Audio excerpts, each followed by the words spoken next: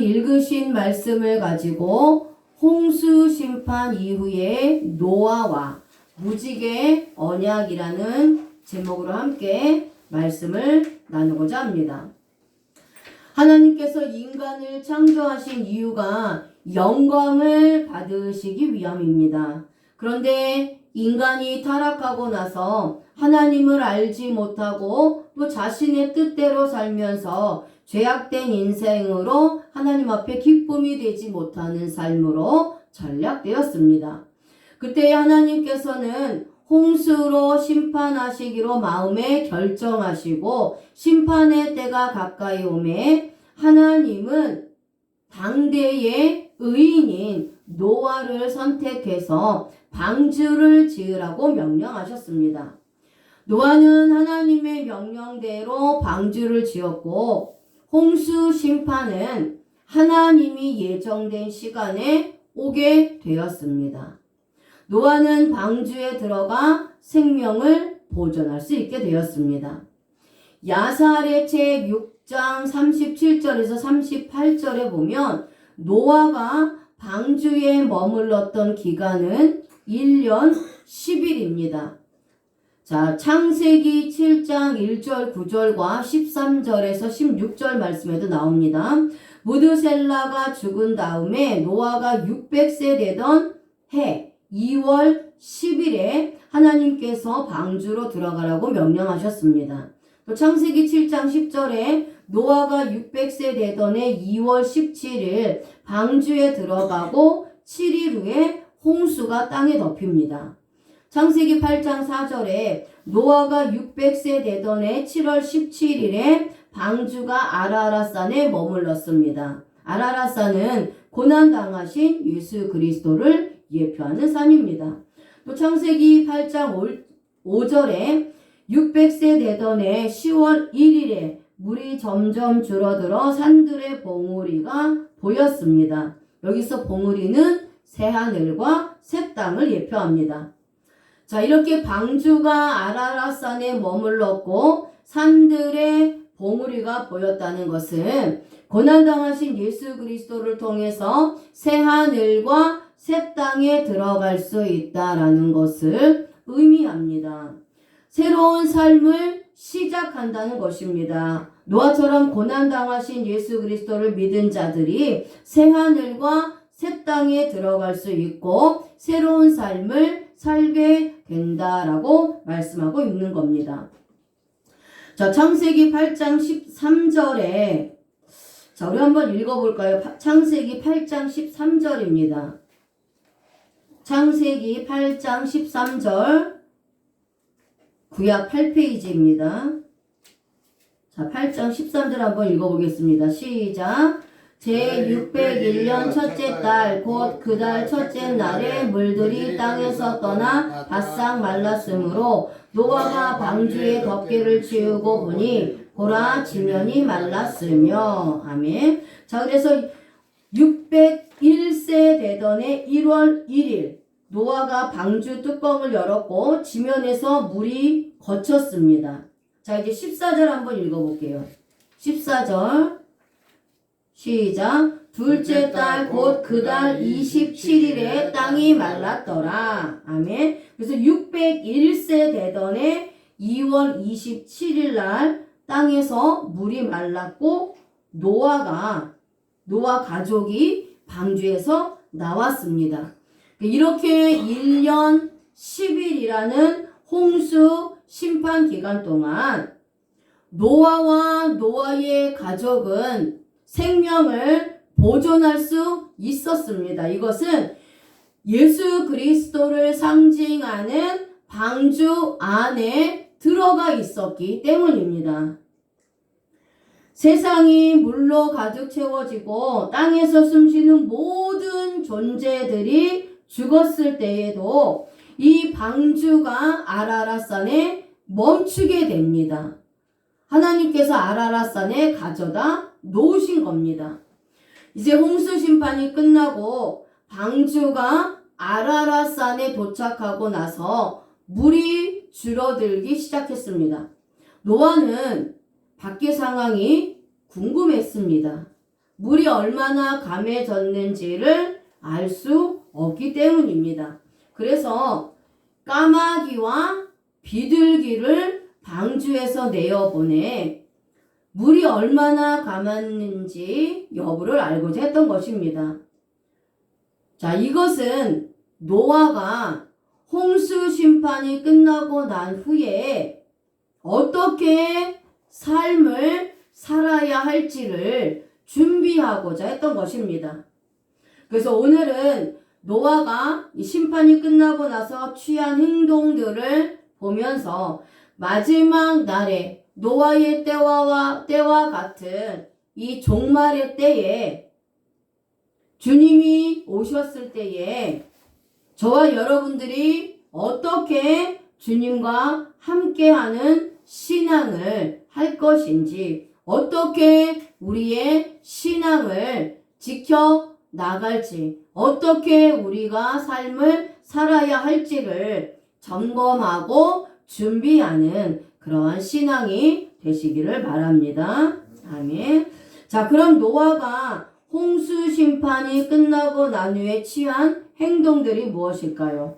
자, 첫 번째로는 방주에 있는 창문을 열었습니다.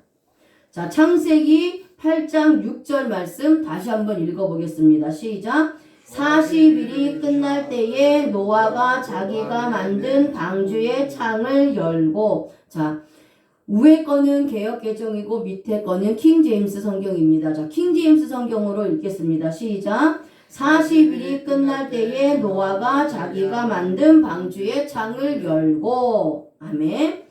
자, 노아는 홍수 심판이 끝나고 방주가 아라랏산에 멈추었을 때에 방주 밖의 상황이 궁금했습니다. 그래서 방주에 만들어진 창문을 열었습니다.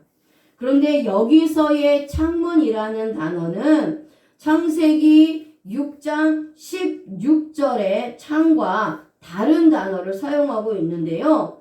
여기서의 창문은 할론입니다. 할론. 이 단어는 할랄, 구멍을 내다, 관통하다, 꿰뚫다 라는 뜻에서 유래되었습니다.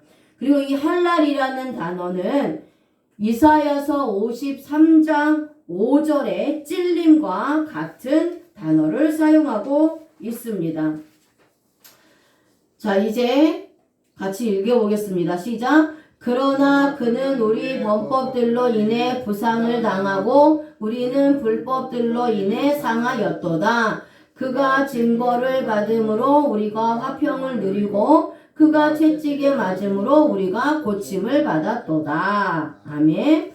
자, 그래서 여기서의 찔림이 할랄입니다. 할랄. 예수님께서 우리의 원죄를 위해서 찔림을 당하셨는데 두 손과 발에 대못이 박히셨고 주님의 몸이 창으로 찔리시고 옆구리를 관통당하여 물과 피를 모두 쏟는 그러한 고통을 당하시면서 십자가에서 죽으셨다라는 의미입니다. 그래서 노아는 방주 안에 있으면서 예수님이 십자가에서 고난 당하시고 두 손과 발에 대못이 박히시는 것을 보았고 주님의 몸이 창으로 찔리셨다라는 것을 깨닫고 믿었다라는 것을 말씀하고 있어요. 주님의 고난과 죽으심이 없으면 절대로 심판을 면할 수가 없기 때문입니다.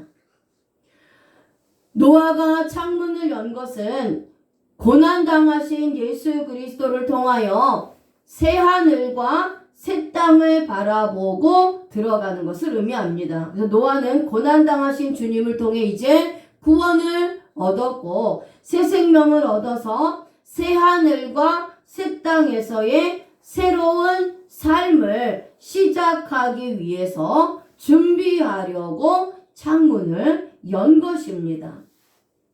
자, 그런데 노아는 홍수가 끝나고 40일이 지나서 방주의 창문을 열었습니다. 자, 40일을 지나서라는 단어가 캐치예요. 캐치. 마지막, 끝날, 종말이라는 뜻입니다. 이 단어는 카차츠, 파괴하다, 찍어버리다 라는 뜻에서 유래되었습니다. 하나님께서는 마지막 종말의 때에 홍수로 심판을 하셔서 선택받지 못한 백성들은 모두 철저하게 파괴되고 구원에서 찍어버려져서 지옥의 불못으로 던져지게 된 것입니다. 이렇게 종말의 때를 지나고 나서 노아가 창문을 열었다라는 것입니다. 이미 홍수 심판이 끝나고 나서 40일이 지나고 나서 창문을 열었다라는 겁니다. 심판이 다 끝나고 나서 창문을 열었다라는 거죠. 자, 그렇다면 40일이 지나서 창문을 열었다고 했는데 40의 숫자적 의미가 실현, 응징, 기다림이라는 의미가 있습니다. 자, 종말의 때에, 우리 마지막 때에, 이 심판의 때에 하나님의 백성들은 신앙의 연단을 받으면서 고통을 당하고 어려움의 시기에 직면하게 되지만 끝까지 믿음을 버리지 않고 주님의 재림을 고대하면서 기다린다는 것입니다. 그런데 예수 그리스도를 믿지 않는 자들, 심판받을 자들은 마지막 날에 하나님께 도전한 것에 대한 대가를 받게 되어서 징벌받게 되는 것을 말씀하고 있어요. 노아는 하나님께서 홍수로 심판하시는 그 기간 동안 1년 10일이라는 기간 동안 방주 안에서 하나님의 이 심판이 언제 끝날지도 모르는 그런 상황에서 끝까지 방주 안에서 머물렀다라는 겁니다. 그 1년 10일이라는 기간 동안 이 노아와 노아의 가족들은 많은 갈등과 고난과 또 기다림으로 인하여서 쉽지 않은 시간들을 보냈다라는 거예요. 그리고 나서 이 심판의 날이, 이 홍수가 언제 그칠까를 계속해서 기다리면서 하나님을 믿는 신앙으로 하나님께서 반드시 이 홍수 심판을 다 끝내주시고 자신들을 이 방주 밖으로 이끌어내실 것이다. 그래서 새하늘, 새 땅으로 자신들을 인도하실 것이다 라는 그 믿음을 지키면서 인내하며 기다렸다라는 겁니다. 그렇게 기다리다가 홍수 심판이 끝나고 40일이 지난 후에 창문을 열었다라는 것이죠. 하나님께서 홍수로 심판하신 후에 노아는 이제 예수님과 영원한 소망을 누리면서 하나님께서 예비하신 새 땅에서 살 것을 준비하고 고대했다는 것을 우리가 알 수 있다라는 겁니다. 그래서 믿음으로 고난당하신 주님의 창을 열면서 새로운 소망을 가졌던 것입니다. 우리도 이 종말의 때에, 이 마지막 때에 고난당하신 예수님을 통하여 구원을 얻고 또 재림하시는 주님을 기다리면서 믿음을 지키면서 인내하면서 거룩한 신부의 삶을 살아야 하는 것입니다. 재림하시는 예수 그리스도를 기다리는 사람은 반드시 초림하신 예수 그리스도를 믿을 때에만 가능한 것입니다. 초림으로 오신 예수님, 십자가에서 고난당하시고 죽으시고 부활하신 예수 그리스도를 믿지 않는 자는 이 마지막 때에 재림하셔서 이 세상을 심판하시는, 그래서 예수 그리스도를 믿는 자는 새하늘과 새 땅으로 들어가게 하시고 예수 그리스도를 믿지 않는 자는 지옥의 불못으로 던져지게 하시는 이 마지막 재림의 주님을 기다릴 수 없다라는 겁니다. 기다릴 수 없다라는 거예요. 이 초림의 예수님, 십자가에서 나의 모든 죄를 사해 주시고 고난당하시는 예수님을 믿지 않는 자들은 영원한 심판만이 있기 때문입니다. 아멘. 자, 이제 둘째로 노아는 까마귀를 방주에서 내어 놓았습니다. 창세기 8장 7절 말씀. 자, 성경 있으신 분은 성경 읽으시고 없으신 분은 교재 보시겠습니다. 시작. 까마귀를 내보냈는데 그 까마귀가 물들이 땅에서 떠나 바싹 마를 때까지 이리저리 나다녔더라. 아멘. 자, 노아는 방주에 많은 동물들이 있음에도 불구하고 제일 먼저 까마귀를 창문에 열어보내고 있습니다. 자, 노아가 까마귀를 날려보낸 것에 대한 영적인 의미가 있습니다. 까마귀는 오레부입니다. 근데 이 단어는 아라부, 기쁨이 지다, 어두워지다, 방황하다라는 뜻에서 유래되었습니다. 그러니까 노아는 방주에서 물이 감해졌는지가 궁금했습니다. 그래서 제일 먼저 보낸 새가 까마귀입니다.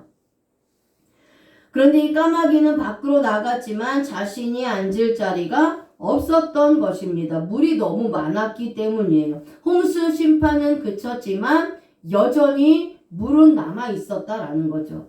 그래서 까마귀는 물이 마르기까지 쉬지도 못하고 계속해서 방황하고 배회하다가 다시 방주로 돌아오게 됩니다. 까마귀는 성경에서 부정한 새로 하나님께서 취급하셨습니다. 부정한 새로 정한 짐승이 까마귀예요. 그래서 까마귀는 구원받지 못한 자들을 상징하는 새입니다. 홍수 심판 이후의 삶은 오직 구원받은 하나님의 백성들만 사는 천년왕국의 역사가 일어나는 것입니다. 천년왕국은 마지막 종말의 심판 후에 부활된 성도들이 주님과 함께 이 세상을 다스리는 기간이 천년왕국입니다. 그런데 이 까마귀와 같은 부정한 자들, 구원받지 못한 자들, 예수 그리스도를 믿지 않는 자들은 어둡고 기쁨이 없는 자들로서 절대로 예수님이 주님 하실 때에 함께 할 수 없다라는 겁니다. 심판이 끝난 후의 삶에도 결국 안식이 없다는 것을 상징해 주고 있습니다. 또한 까마귀는 율법을 상징합니다. 까마귀는 물이 많아서 방주와 무리를 방황하며 왕래하였습니다.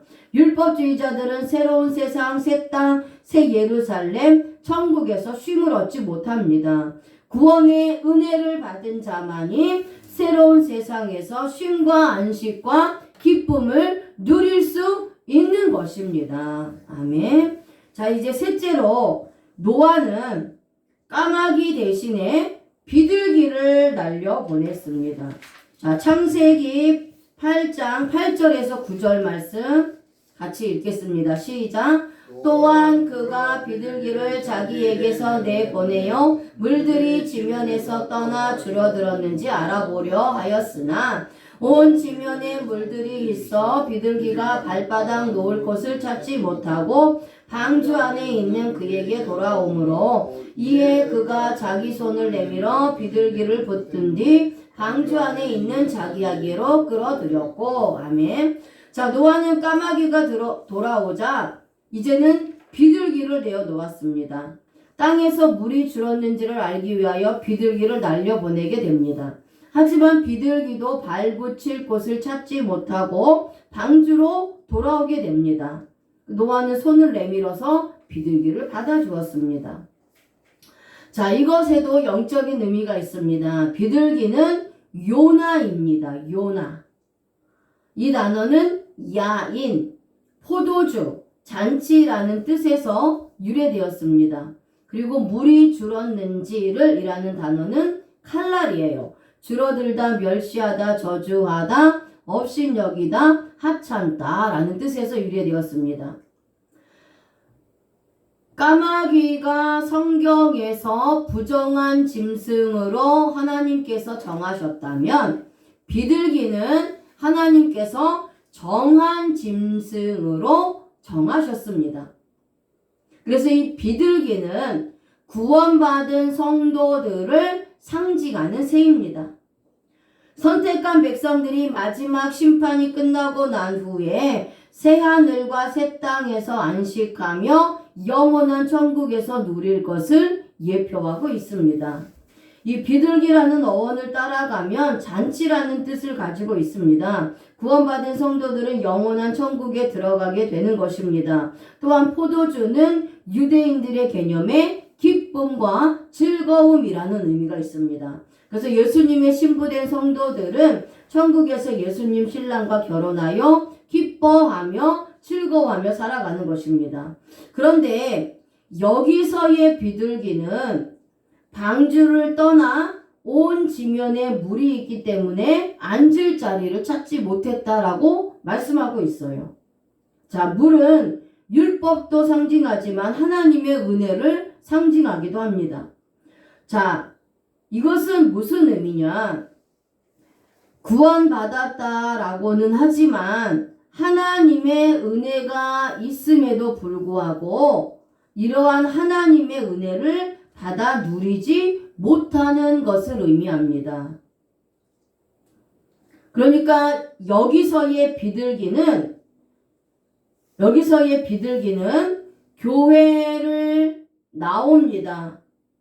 교회를 나오는데 하나님의 은혜를 사모하지 않고 하나님께서 주신 은혜를 받지 못하고 오히려 불성실하게 업신여기고 하찮게 여기는 자들을 말씀하고 있어요. 그러니까 주님이 주시는 은혜를 누리지 못하고 교회만 다니는 자들, 그리고 또 구원만 받은 자들, 상급이 없는 그러한 성도들을 예표하는 것이 이 비둘기예요. 그러니까 교회에 와서 하나님 앞에 예배 드리고 구원은 받았지만 하나님 안에서 하나님이 주시는 은혜와 복을 누리지 못하는 자들을 말씀하고 있는 겁니다. 자, 그래서 이제 그 첫 번째 비둘기를 받아들입니다. 그리고 나서 노아는 다시 7일을 기다려요. 7일을 기다렸다가 다른 비둘기를 방주에서 내보내게 됩니다. 자, 창세기 8장 10절에서 12절 말씀 같이 한번 읽어보겠습니다. 시작. 또 다음 이래를 더 머무린뒤 다시 그 비둘기를 방주에서 내보내매 저녁 때에 비둘기가 그에게 왔는데 보라 그것의 입에 물어뜯은 올리브 잎사귀가 있으므로 이에 노아가 물들이 땅에서 떠나 줄어든 것을 알았더라. 그가 다음 이래를 더 머무른 뒤 그 비둘기를 내보냈는데 그것이 그 뒤로는 그에게 다시 돌아오지 아니하였더라. 아멘. 자, 이 비둘기는 이 창세기 8장 10절에서 12절의 비둘기는 처음에 보냈던 비둘기와 다른 비둘기입니다. 자, 이 비둘기는 저녁에 돌아왔는데 입에 감람나무의 새 잎사귀를 물고 있었다라고 합니다. 자, 원어에는 있습니다. 우리말 성경에는 번역이 되어 있지 않지만 원어에만 있는 단어가 있는데 다른이라는 단어예요. 다른. 그래서 두 번째 비둘기는 첫 번째 비둘기를 다시 보낸 게 아니라 다른 비둘기를 보낸 겁니다.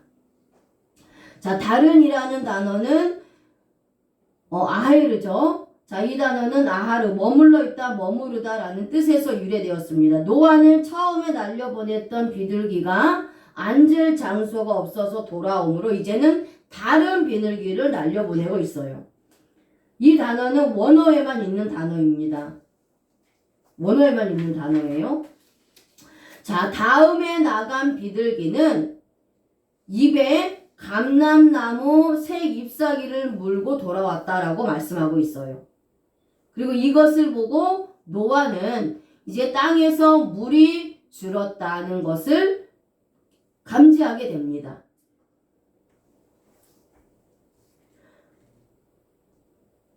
자, 그 두 번째로 다시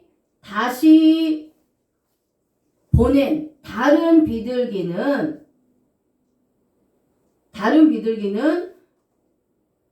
갔다가 감람나무 새 잎사귀를 물고 돌아왔고, 그래서 이제 노아가 땅에서 물이 줄었다라는 것을 감지를 했고, 그리고 나서 다시 또 7일을 기다렸다가 그 감람나무 새 잎사귀를 물고 돌아온 비둘기를 다시 날려보냅니다. 이제 확신을 갖기 위해서 7일을 기다렸다가 다시 날려보낸 거죠. 그랬더니 이 비둘기가 방주로 돌아오지 않았다라는 거예요. 자, 이것은 무엇을 의미하고 있느냐? 자, 이 다른 비둘기가 물고 온 감람나무 새 잎사귀는 어떤 의미냐? 자, 감람나무는 올리브 나무를 말씀하고 있어요. 자, 이 나무는 예수 그리스도를 상징하고 있는 나무입니다. 그래서 이색의 뿌리에서 예수 그리스도가 탄생하실 것을 예언하고 있는데, 이 나무, 이 감람나무, 올리브 나무를 상징하고 있기 때문이죠. 자, 그렇다면 이 비둘기가 이 감람나무, 이 올리브 나무의 새 잎사귀를 물고 온 것에 대한 영적인 의미가 있다라는 거예요. 자, 여기서 새 잎사귀에서 새라는 단어는 타라프입니다. 새로 뜯긴, 갓단이라는 뜻이고, 이 단어는 타라프, 갈기갈기 찢다, 끌려가다, 잡아 뜯다 라는 뜻에서 유래되었습니다. 그래서 이 새로운 잎사귀는 부활하신 예수 그리스도의 몸을 상징해 주는 것입니다. 노아가 보낸 다른 비둘기가 올리브 새 잎사귀를 가져왔다는 것은 이제 주님의 몸이 십자가에서 갈기갈기 찢겨지고 고통 가운데로 끌려가셔서 죄악된 자들에 의해서 완전히 뜯기셨고 그렇게 죽으셨는데, 죽은 것으로 끝난 것이 아니라 다시 부활하신 것을 말씀하고 있습니다. 자, 그리고 이 비둘기는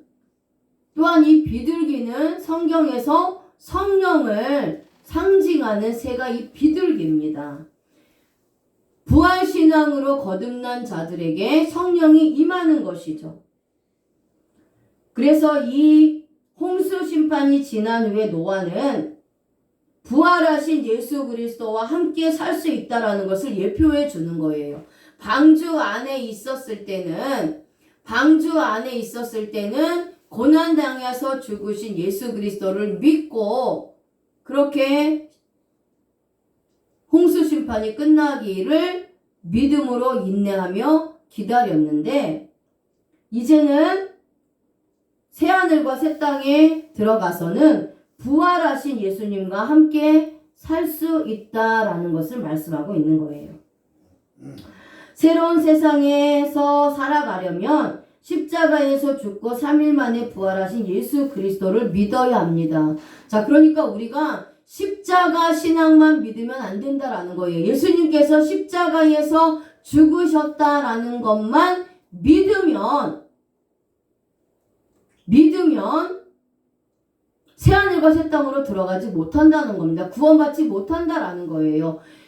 예수님이 십자가에서 죽으신 것과 부활하신 것을 믿어야 된다는 겁니다. 예수님의 부활하심을 믿지 않는다는 것은 구원받지 못했다라는 것을 말씀하고 있는 거예요. 그래서 십자가에서 죽으시고 부활하신 예수님을 믿을 때 새하늘과 새 땅을 들어갈 수 있다라는 것이죠. 그리고 재림의 준비를 우리는 또한 해야 된다는 겁니다. 노아는 방주 안에서 예수 그리스도의 십자가 고난을 통해서 구원을 얻었습니다. 그리고 노아는 비둘기가 가지고 온 올리브나무의 새로운 잎사귀를 보고 또 자신이 부활하신 예수님을 통해 더 이상 영원한 심판이 사라지고 주님과 영원히 살 수 있다는 것을 깨달은 것입니다. 우리도 이와 같이 마지막 날에 심판이 임하고 난 후에 노아처럼 예수 그리스도의 고난받으심을 믿고 구원을 받고 나면 재림하시는 주님과 영원히 신랑과 신부의 삶을 살게 될 것입니다. 노아는 방주 안에서 아무런 준비가 없었던 것이 아닙니다. 방주 안에서 이미 고난받으신 예수님을 믿고 구원을 받았기 때문에 이제는 홍수 심판 이외에 밖으로 나가서 주님과 함께 누릴 것에 대해 준비하고 있었던 것입니다. 이처럼 저와 여러분들도 마지막 심판의 날에 영원하신 주님의 영광스러운 몸을 맞이할 신앙을 준비해야 하는 것입니다. 아무런 준비 없이 주님을 만난다면 천국에서 신랑 되신 주님과 영원히 기쁨을 누릴 수가 없다라는 겁니다. 부끄러운 구원만 받는다라는 거예요. 자, 그런데 이제 하나님께서 그리고 나서 노아와 언약을 맺으셨습니다. 창세기 9장 11절 말씀 같이 읽겠습니다. 시작. 내가 너희와 내 언약을 세우리니 다시는 내가 모든 육체를 홍수의 물들로 끊지 아니할 것이요 또 땅을 멸할 홍수가 다시는 있지 아니하리라 하고 아멘. 다시는 모든 생물을 홍수로 멸하지 않을 것이며 땅을 멸한 홍수가 다시 있지 않겠다라고 약속하십니다. 하나님은 스스로 노아와 언약을 세우셨는데 완료로 세우셨어요. 하나님께서 노아와 세우신 언약은 변하지 않는 언약, 취소되거나 파기되지 않는 언약으로 반드시 성취되도록 하나님께서 이미 확정해 놓으신 언약이라는 것입니다. 하나님께서 확정해 놓으신 언약은 누구도 파기시킬 수 없고 반드시 성취되는 것입니다. 근데 여기서 멸하지라는 단어인 카라트가 수동, 단순 수동을 사용하고 있고요. 문법을. 또 멸한이라는 단어는 샤하트예요. 똑같이 멸하다라는 단어인데 위에 멸하지는 카라트, 그 다음에 멸할은 샤하트입니다. 그래서 멸하지라는 카라트는 잘라내다, 베어 넘기다, 언약을 자르다 라는 뜻이고 멸한이라는 단어인 샤하트는 멸망시키다, 파멸하다, 부패하다 라는 뜻이에요. 자, 하나님께서는 모든 생물은 멸망당하지 않을 것인데 다시는 영원히 홍수로 멸망당하지 않을 것이라고 노아와 언약을 하셨습니다. 이 언약은 노아와 그 후손들을 위해서 대대로 영원히 세우신 언약입니다. 근데 이 구원받은 자들도 노아의 영적인 후손입니다. 그래서 저와 여러분들은 마지막 때에 심판을 받지 않습니다. 이 세상을 심판하실 때에 구원받은 자들, 예수님의 생명이 있는 자들은 절대로 심판받아 멸망당하지 않는다라는 것이죠. 그래서 하나님께서 홍수로 심판하지 않겠다고 약속하시면서 증표를 주십니다. 그게 바로 무지개입니다. 무지개. 자, 창세기 9장 13절 말씀 같이 읽겠습니다. 시작. 내가 내 무지개를 구름 속에 두노니 그것이 나와 땅 사이에 있는 언약의 증표가 되리라. 아멘. 자, 무지개는 캐쉐트예요. 캐쉐트. 자, 근데 무지개는 활이라는 뜻입니다. 활. 자, 이 단어는 코시, 덫을 놓다, 미끼를 놓다라는 뜻에서 유래되었어요. 무지개라고 번역이 되어 있는데 우리말로는요. 근데 원어로는 활이에요. 활. 덫을 놓다, 미끼를 놓다 라는 뜻입니다. 무지개는 복음을 상징하는 증표예요. 자, 그리고 이때에 나타났던 무지개는 지금 우리가 보는 무지개와는 다른 아주 특별한 언약의 무지개입니다. 근데 이 무지개 언약은 덫을 놓고 믿기를 놓는 것이라고 말씀하고 있어요. 사전의 뜻을 통해서. 자, 그래서 예수 그리스도의 십자가의 복음을 믿으면 죽음의 덫에 걸리지 않고 구원받지만 복음을 믿지 않으면 덫에 걸리고 올무에 걸려 죽게 된다는 의미의 언약이 바로 이 무지개 언약입니다. 노아 당시에는 홍수로 세상을 심판했지만 마지막 때에는 십자가에서 죽으시고 부활하심으로 인해 하나님의 택한 백성들의 죄를 친히 감당하신 예수 그리스도께서 세상을 심판하러 오실 것입니다. 그래서 이것을 믿는 자들은 마지막 심판의 때에 심판당하지 않고 구원받게 되지만 믿지 않는 자들은 지옥의 불못의 심판을 피하지 못할 것이라는 것입니다. 실제로 이 무지개의 징표를 믿지 못했던 자들이 바벨탑을 쌓게 됩니다. 이들은 율법주의에 빠져서 무지개 언약, 예수님의 십자가의 복음의 언약을 믿지 않고 하나님께 대항하고 반항하여 바벨탑을 쌓았습니다. 결국 이들은 죽음의 덫에 걸린 자들로 결국 하나님으로부터 심판받아 멸망당하게 됩니다. 언약된 백성들은 무지개의 복음을 믿기 때문에 죽음의 덫에 걸리지 않는다라는 겁니다. 그래서 하나님께서 이 무지개를 구름 속에 두셨다라고 말씀합니다. 하나님께서 이 무지개를 구름 속에 두셔서 하나님과 세상 사이에 언약이 되게 하셨는데 이 사건은 단 한 번으로 끝난 사건입니다. 단순 완료 시제를 사용하기 때문입니다. 그래서 무지개 사건은 단회적인 사건입니다.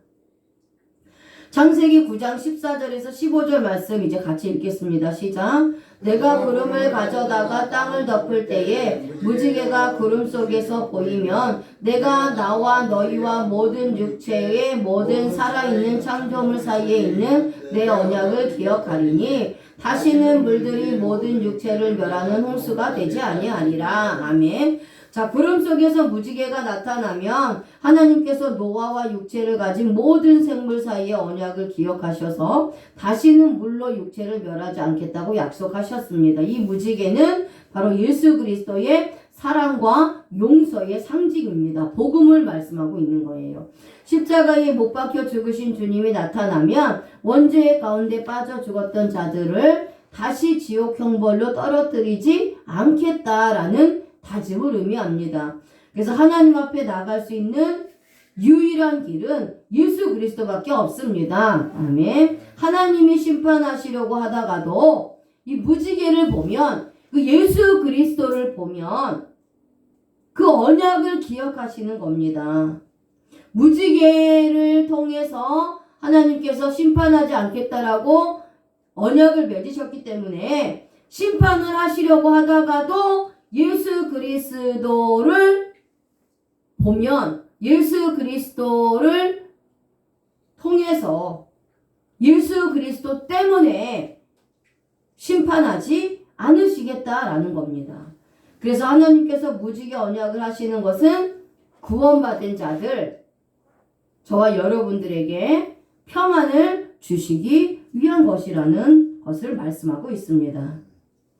사람에게는 심판에 대한 강박관념이 있습니다. 그래서 무지개 언약을 믿지 못한 자들이 바벨탑을 쌓아서 하늘로 올라가려고 했습니다. 이렇게 율법주의자들은 자신의 의를 나타내어 구원을 얻으려고 합니다. 이런 자들은 무지개 언약을 믿지 못하는 자들이라서 결국은 마지막 때에 하나님의 심판을 받아서 지옥의 불못에 던져지게 된다는 거예요. 무지개 언약을 믿지 못했다라는 것은 예수 그리스도를 믿지 못했다라는 것이죠.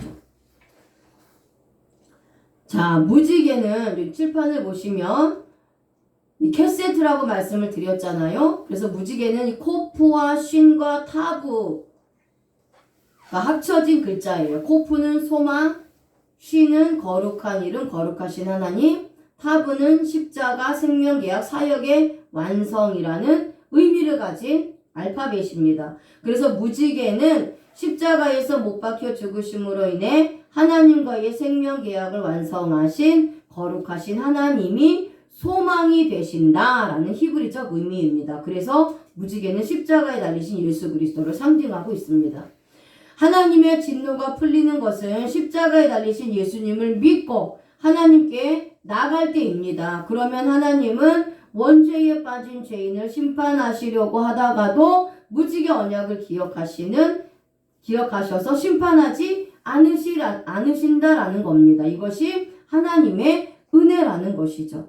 무지개는 특별하게 구름 속에서 나타났습니다. 구름은 하나님의 임재를 상징합니다. 예수 그리스도께서 십자가에 달리시던 날도 특별한 날입니다. 이것을 볼 때 하나님은 심판하지 않는 것입니다. 노아 시대에는 무지개를 통해서 다시는 홍수로 멸하지 않겠다고 하셨고, 지금의 시대에는 예수 그리스도를 통해서 다시는 하나님의 택한 백성들을 심판하지 않으시겠다고 약속하시는 것입니다. 그러므로 예수 그리스도로 말미암아 구원받은 저와 여러분들은 절대로 마지막 때에 지옥 형벌의 심판, 둘째 사망의 심판, 불못의 심판을 받지 않는다는 것을 믿으시기를 바랍니다. 아멘. 하나님 아버지 감사합니다.